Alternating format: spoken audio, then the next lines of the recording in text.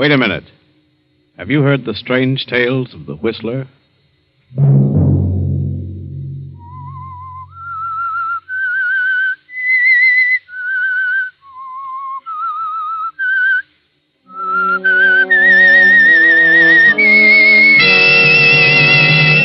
I'm the Whistler. I don't know what it is. It's a figure. I can't tell whether it's a man or a woman. It comes through the door and walks with outstretched arms toward my bed, reaching for me. Sunday night, and again CBS presents The Whistler. I, the Whistler, know many things, for I walk by night. I know many strange tales, many secrets hidden in the hearts of men and women who have stepped into the shadows. I know the nameless terrors of which they dare not speak. And so I tell you the weird tale of jealousy.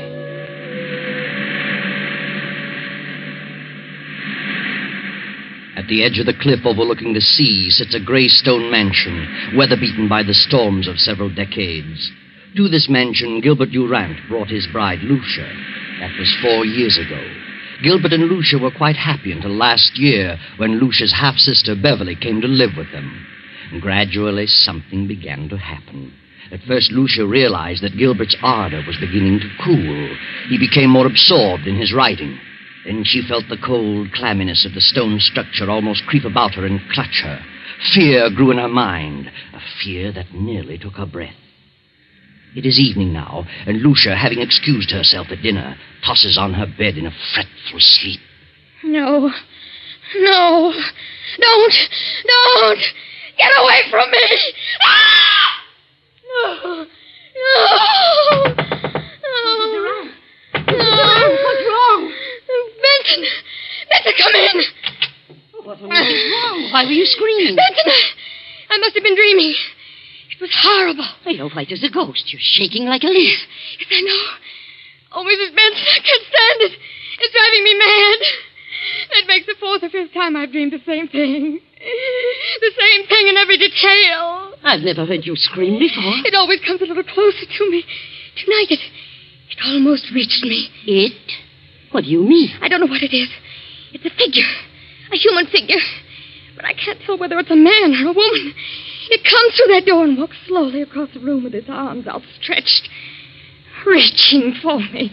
Are you sure you were dreaming? Oh, now that I think of it, it isn't like a dream, an ordinary dream.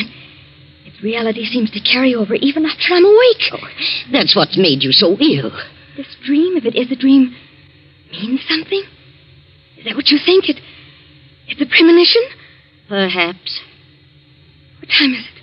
9 o'clock. Where's Gilbert?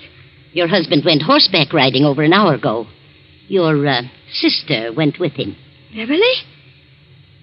Why didn't he ask me to go? Well, you know you hadn't been feeling very well lately. Oh, yes. Yes, of course.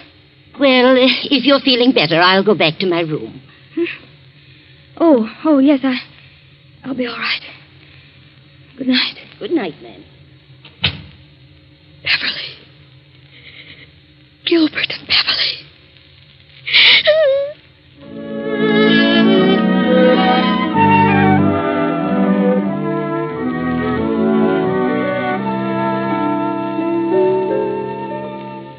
Lucia lies for a while, staring wild-eyed at the patch of moonlight on the bedroom door. And finally she drops off to sleep.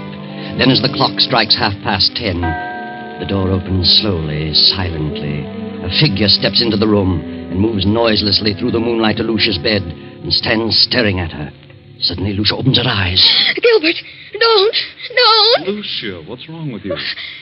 What are you doing in my room? Why, I just wanted to know how you felt.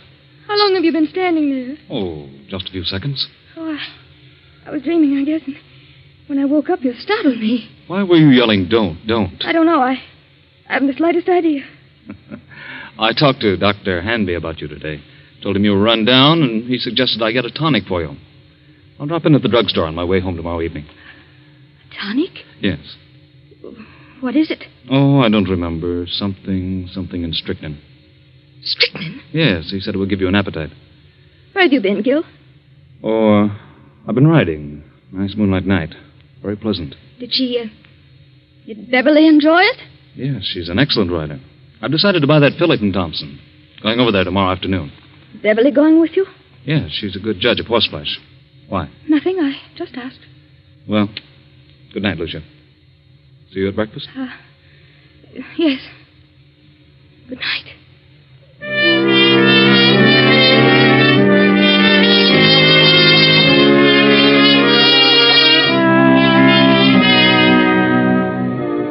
Lucia waits till she hears her husband turn out his light, then slips quickly to her door and quietly down the stairs to the library. With every beat of her pulse, she hears Gill's words. Something, something in strychnine. Something, something in strychnine. She snaps on the light and steps to the shelf holding the encyclopedia. She runs her fingers down the long line of books, LMNO, P to R. And then she stops and stares in terror. The S to T is missing. Lucia glances wildly about the room, and then she sees it. There on the desk, the missing volume, and open. She rushes to the desk and stares down at the open page. Good Lord! It's true! It's true!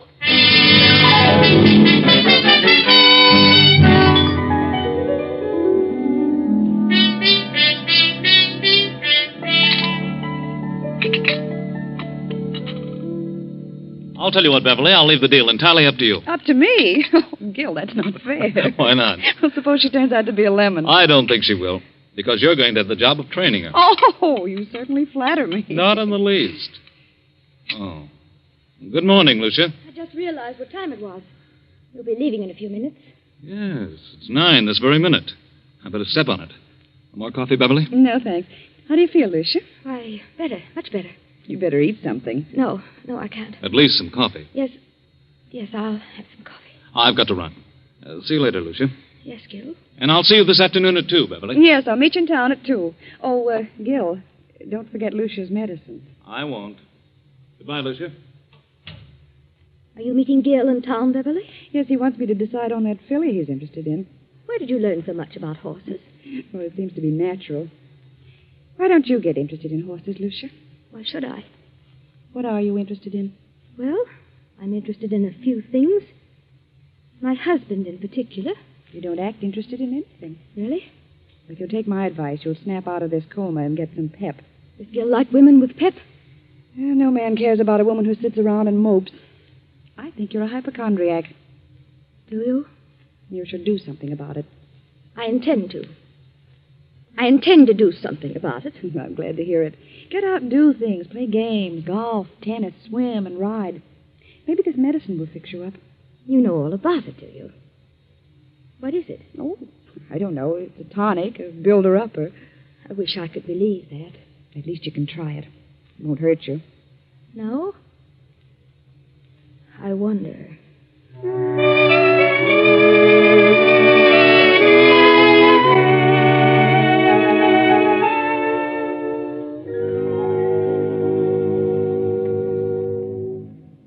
Oh, come in, Doctor. Yeah, Lucia. What'd you call me out here? What's wrong? I just couldn't make it into town. Oh, it can't be as bad as that. Did Gilbert talk to you about me yesterday? Oh, I saw Gil for a few moments at the club during lunch. Said you were run down. Did you give him a prescription for me? I never do that until I've examined the patient. You didn't give him a prescription. Why, no. What did you suggest for me? Oh, I don't know. Just mentioned a few tonics he might get for you. Spoke of beef, iron, and wine, and sherry and egg, and I don't remember what else. Then you mentioned nothing specifically. Don't think so. I see. What seems to be wrong with you, Lucia? I don't know exactly. Something has been happening to me that... Well, frankly, I'm afraid I'm losing my mind. Oh, come now. We all feel that way at times. I'm serious. Things happened to me in the night.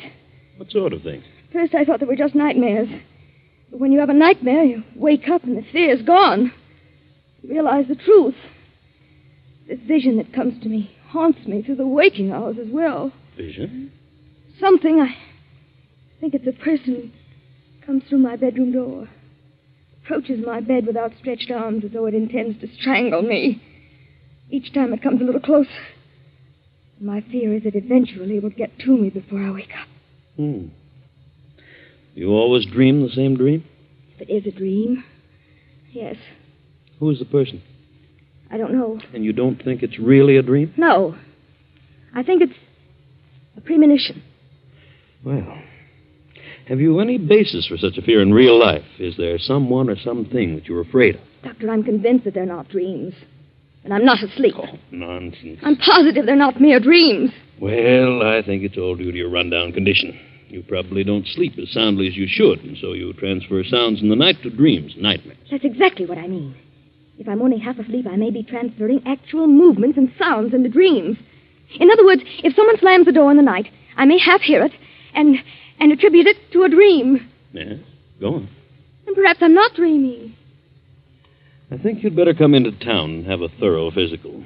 You mean a checkup by a psychiatrist? Well, I may have someone to help me. It's a usual thing, you know. Oh. Oh, Dr. Henry. I'm so frightened. Oh, now. Everything's going to be all right. I'm afraid. I'm afraid that I'm going to die. That someone is trying to kill me. You're not going to die. That's ridiculous. I'll call you and make an appointment. Very well. In the meantime, try not to think about it. Keep your mind on something on the brighter side. Yes, I'll try.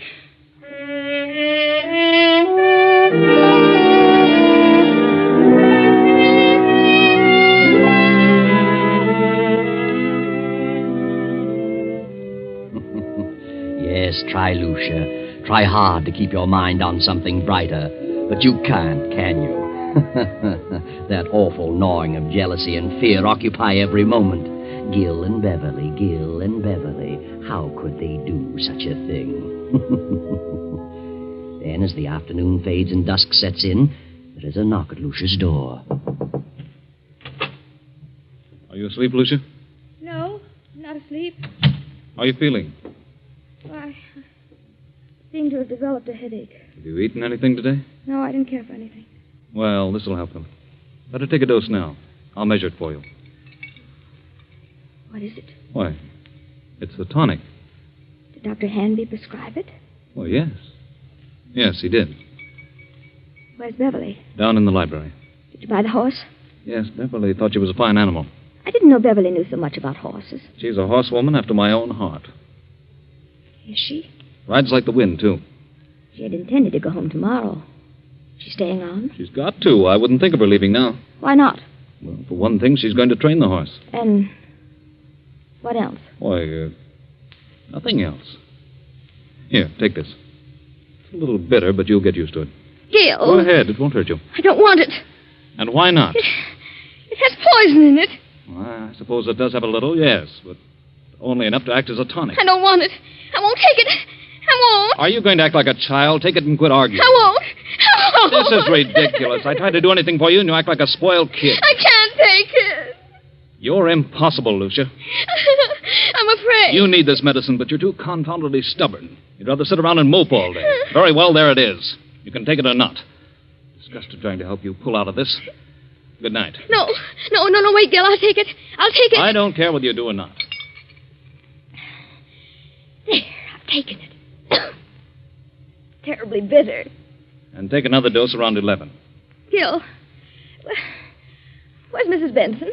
Why, I told her she could have the night off. Thought she might like to spend the evening in town. You let her off? Yes, she's been sticking pretty close lately. Oh, yes. Yes, she has. Good night. Good night, Lucia.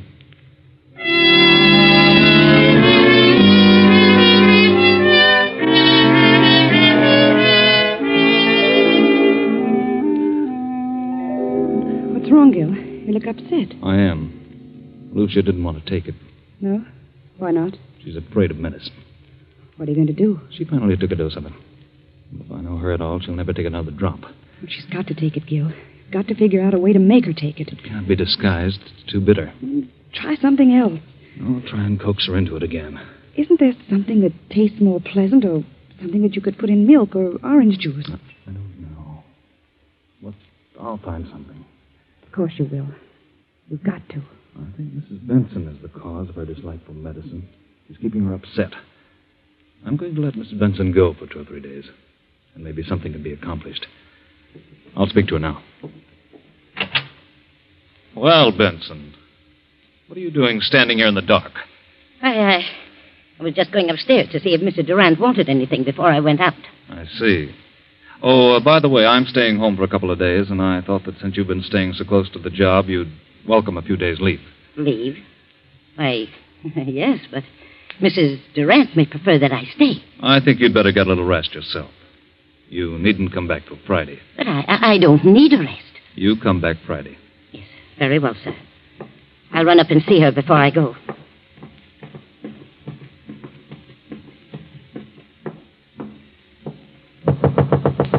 Come in. Oh, Benson. I thought you'd gone into town for the evening. I'm leaving in a few minutes, but I had to see you. I'm glad you came up. I've got to talk to someone. I know now they're not dreams. They are premonitions. And I know who's trying to kill me. Who? My husband and Beverly. I know. You know? I just heard them talking low in the library. They were talking about the medicine. He said you were too stubborn and probably wouldn't take another dose. And she said he'd have to find some way to make you take it. Then it is poison. They want me out of the way. I got angry because I refused to take it. Oh, yes, and there's something else. He just told me that he would not be going into town for several days and told me not to come back here till Friday. Good Lord.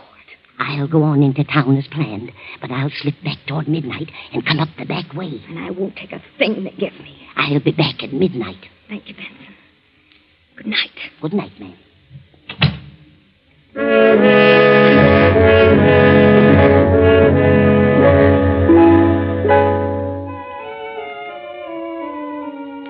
A few minutes before 12, Mrs. Benson returns to the mansion. No lights are burning, so she makes her way quietly through the back entrance, slips up the stairs, and taps lightly on Lucia's bedroom door. Mrs. Durant. Mrs. Durant. Then she turns the knob, opens the door, and snaps on the light. Mrs. Durant, are you here? Then Benson steps quickly toward the bed. The bed is empty, but a horrible sight meets her eyes. Blood. Blood all over the bed. They've done it. They've murdered her. Give me the police department.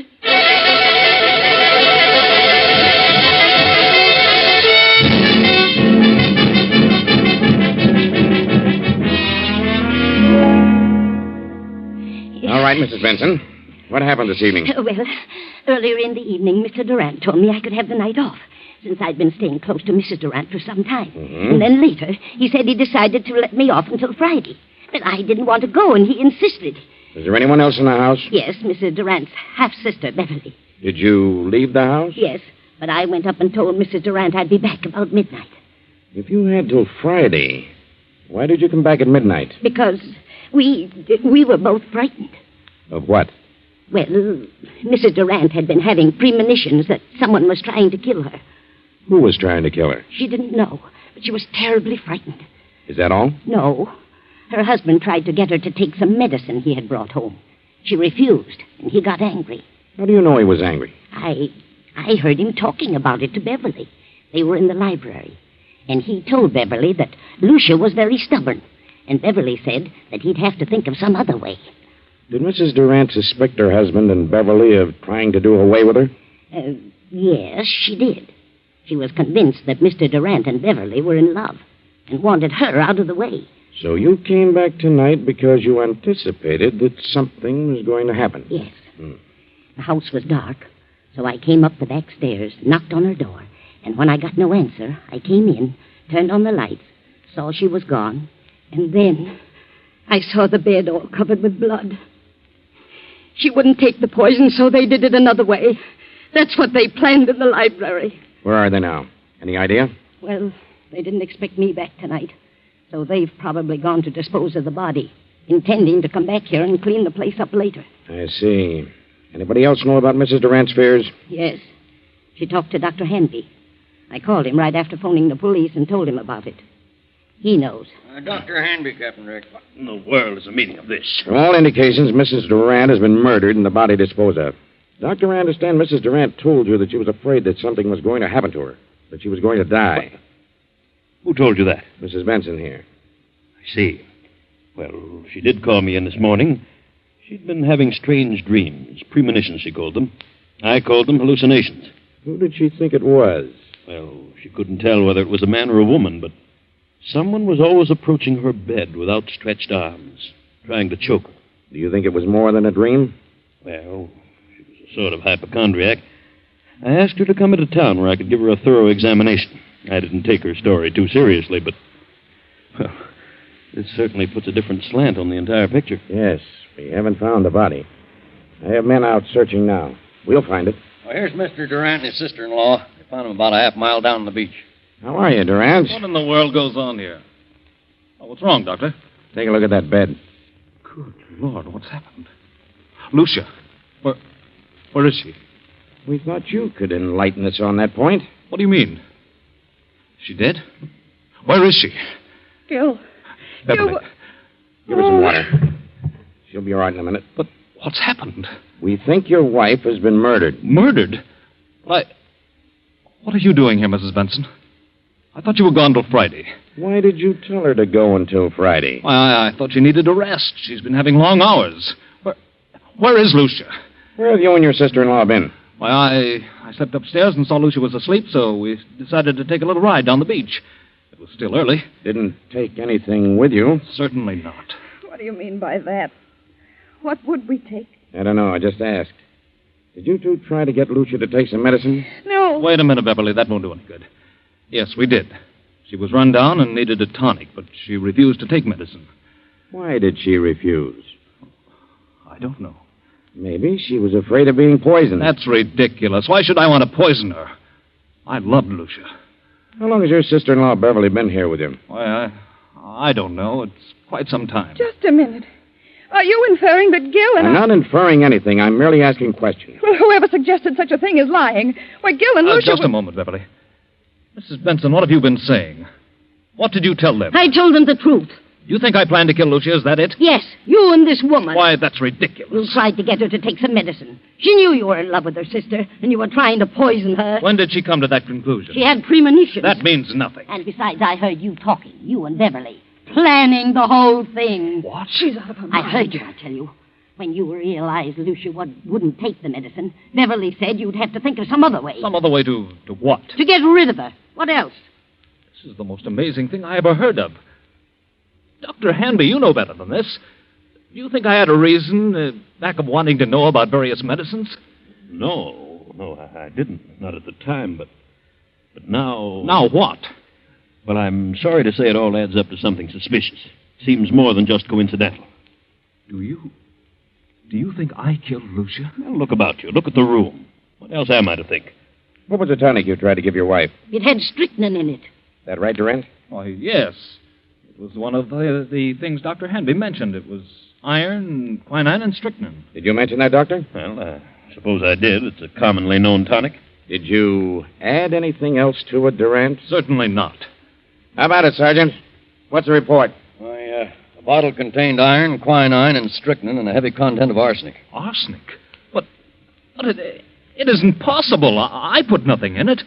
Where would I get arsenic? Well, it was in there just the same. Good Lord, Doctor, it isn't true. You know it isn't. I hate to say it, Gil, but the evidence looks bad for you. Benson knows what all this is about. She's lying. She knows Gil wouldn't do such a thing. She's back of it all. Why? I don't know, but believe me, I'll find out if I have... That'll do. Under the circumstances, I think you'd all better come down to headquarters so we can keep you separated. Come on. And no more talking.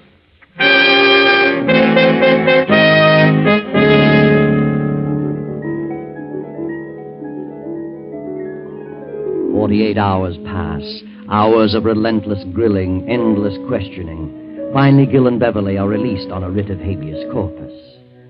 Now weeks have gone by, and Lucia's body has not been discovered, and so the district attorney is forced to make a public announcement that in spite of the apparent evidence, no murder charges can be preferred against Gil and Beverly due to lack of corpus delicti, the failure to produce Lucia's body. Now Beverly and Gil are in the library. Beverly, I want you to know how wonderful I think you've been, the way you've stuck right beside me through this thing. I know it's been a trial for you, and, well, You're one girl in a million. Thanks, Gil, but it isn't over yet. They won't stop their search for Lucia's body, and if they find it, we haven't a chance. I know, but what can we do about it? Well, why couldn't we leave the country? Together? Not necessarily. They'd be sure to follow us. We could go separately in different ways and... And meet someplace later on? Is that what you mean? Yes, that's what I mean. That seems a bit mad. That would equal an out-and-out confession. But, Gil, if they find Lucia's body, we haven't a chance. It's too strong against us. We never could come back, Beverly. Oh, what of it? I don't want to die, Gil, and I don't want anything to happen to you. Beverly, I don't know what to say. I'm frightened, Gil. I can't stay here with such horrible fear hanging over me. I'll go mad. If you don't go, then I will. I'll leave tonight. Please, Beverly, I need you more than ever now. Please don't go. Don't worry, Gilbert. She won't leave you. Lucia. Good Lord. I won't let her leave you. I'll see that you both go together. And stay together for a long, long time. Lucia, what does this mean? We thought you were dead. Disappointed, are you? Where have you been? What happened to you? Coming to that. You thought I was dead. Well, I'm not. I'm live enough to pull this trigger. I've been behind those drapes, and I heard every word you said. Now I know you're in love with each other. Now I know you wanted to do away with me. In love? With Beverly? From the day she came here. She took you away from me. I did not. We never thought of such a thing, never. It never entered my mind. Why do you lie about it? You do love her. Why don't you admit it? I love Beverly? Yes. You certainly have a vicious mind, Lucia. For the first time, I see you for what you really are. I never even thought of such a thing. But now that you mention it, I realize the truth. Yes, I do love Beverly. Gil, don't. Why shouldn't I? And it's Lucia's fault. She's the cause of it. A suspicious-minded devil. She let her imagination run away with her. She built this thing up, and now it's boomeranged on her. Oh, what a mess you've made of things, Lucia. You mean you and Beverly, you didn't plan? Certainly not. You must have been out of your mind. Oh, Gale. Gale. I thought... I was sure. Oh, Gale. Gale. I'm sorry, Lucia, but that's the way it is. And you've no one to blame but your own miserable self.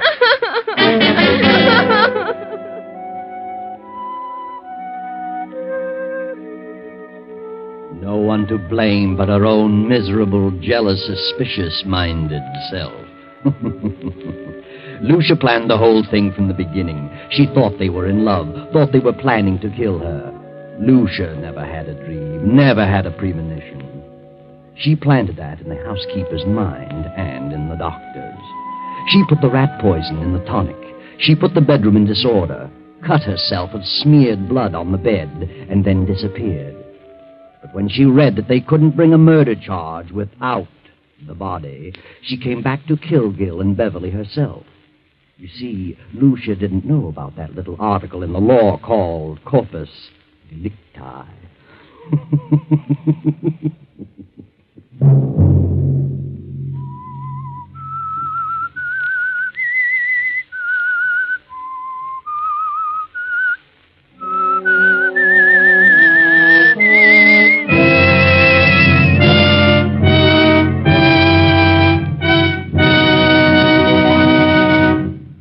CBS has presented The Whistler.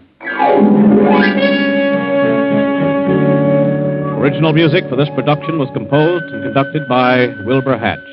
The Whistler is written by and directed by J. Donald Wilson and originates from Columbia Square in Hollywood. Next Sunday, 9:15... I, the Whistler, will return to tell you the eerie tale of Back from Beyond. Good night.